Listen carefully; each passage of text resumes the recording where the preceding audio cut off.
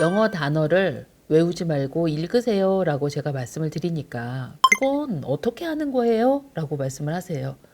아, 우리 아이도 쉽게 영어 단어를 익히면 좋은데 아이가 익히지 못하니까 자꾸 외우게 하는 거 아닙니까? 이런 말씀들을 하시거든요. 그런데 이제 제가 말씀드린 방법은 파닉스를 익혀서 아이가 영어 단어를 반복해서 읽어보고 반복해서 읽어보면서 그림과 같이 그림하고 단어를 읽으면서 그 단어의 뜻을 인지하고 그리고 그걸 문장 속에서 읽어 내려가는 과정 속에서 단어의 뜻을 유추하고 그러면서 단어가 내 것이 된다.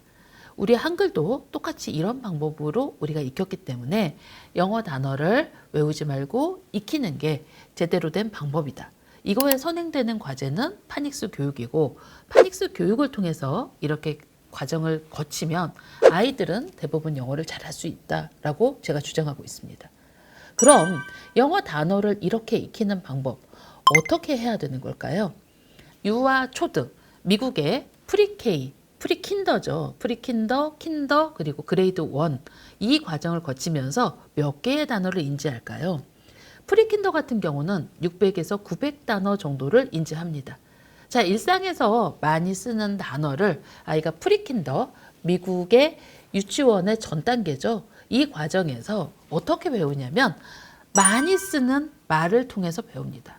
뭐 IM부터 시작해서 거기에 단어가 하나씩 붙어가고 그리고 그 문구들을 통해서 아이들이 반복 패턴을 통해서 말을 배우죠. 우리도 아이들이 태어나서 뭐 두 돌 때 아니면 세 돌 때 이렇게 반복 패턴을 통해서 말을 배웁니다. 그러면 이렇게 반복 패턴을 통해서 말을 배울 때 그 과정에 있는 단어들이 사이트 워드와 파닉스 중심의 단어로 되어 있는 것 같지만 실제로 파닉스의 가장 기본 단어는 일상에서 많이 쓰는 단어 위주로 되어 있습니다. 그리고 사이트 워드는 우리가 일상에서 많이 쓰는 단어죠. 그 단어가 600에서 900개 정도 익히게 되는 거고 이게 킨더 과정으로 가면 그 단어가 1200개에서 1500개로 늘어납니다. 그걸 외우는 게 아니라 아이가 학습 과정, 어떻게 보면 액티비티를 하고 노래를 따라 부르고 그리고 책을 엄마가 읽어주거나 아니면 펜으로 듣고 따라 읽는 과정에서 아이가 그 단어를 인지하게 되는 거죠. 즉, 말을 배우면서 1200개에서 1500개의 단어를 인지하게 되면 아이들은 이제 공부를 하기 위한 기본 단어군이 정립됩니다. 우리나라 초등학교 교과 과정에 되어 있는 게 900여 개의 단어라고 합니다. 그럼 이 단어를 바탕으로 해서 아이들이 확장해 갈 때 어떤 표현이 와도 그 단어 안에서 움직이겠죠? 자, 미국의 교육 과정에서 프리킨더, 킨더 과정을 한 아이들은 미국의 초등학교 2학년 레벨의 리더스를 읽을 수 있고 교과서를 봤을 때 이해할 수 있는 수준이 됩니다.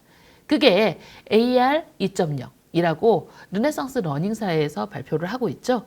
이렇게 기본적으로 1200개에서 1500개 정도의 단어를 인지한 아이들이 그중에 이제 사이트 워드를 제외하더라도 보통 한 1200개의 단어를 인지한다고 볼 수 있겠죠. 그럼 그 단어를 바탕으로 해서 아이들이 책을 읽어갑니다.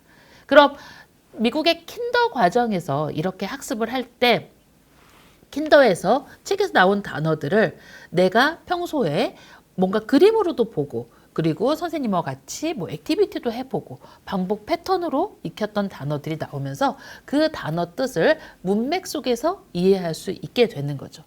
그럼 미국의 초등학교 1학년으로 가면 이 단어군이 확 확장이 되는데 그게 어느 교육과정에서 나오냐면 이제 이 단어에 접두사나 전미사가 붙어갑니다. 뭐 li, 부사형이 붙어가거나 on이나 아니면 리라는 이런 뜻이 들어가죠. 자, 두, 하다죠. 리두, 다시 하답니다. 그럼 rewrite, 다시 쓰다죠.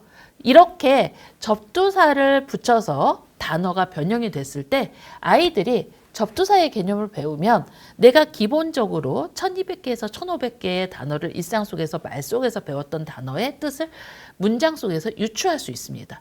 그런데 기본적으로 1200개에서 1500개의 단어를 배운 과정에서 아이들이 익혔던 기본 단어들을 이렇게 접두사, 전미사, 아니면 합성어도 있겠죠.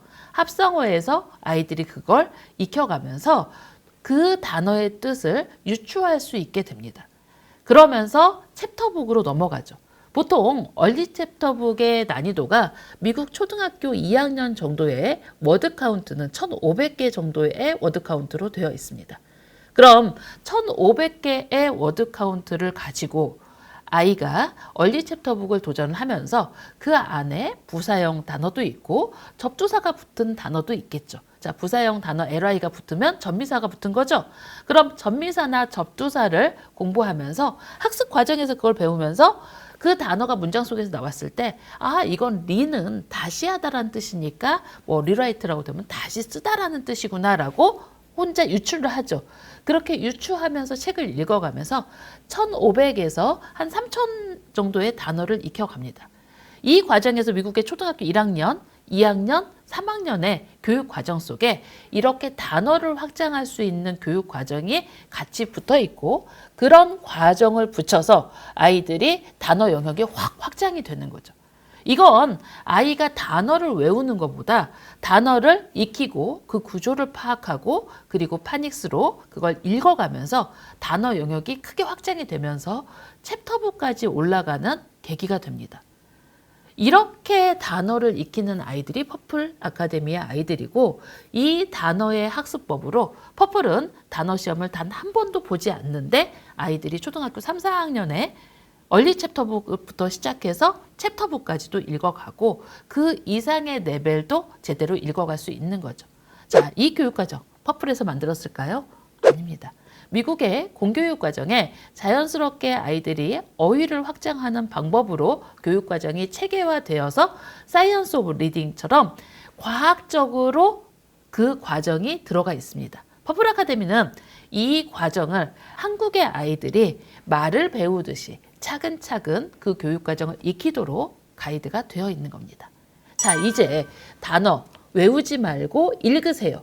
이 말의 뜻을 이해하시겠죠?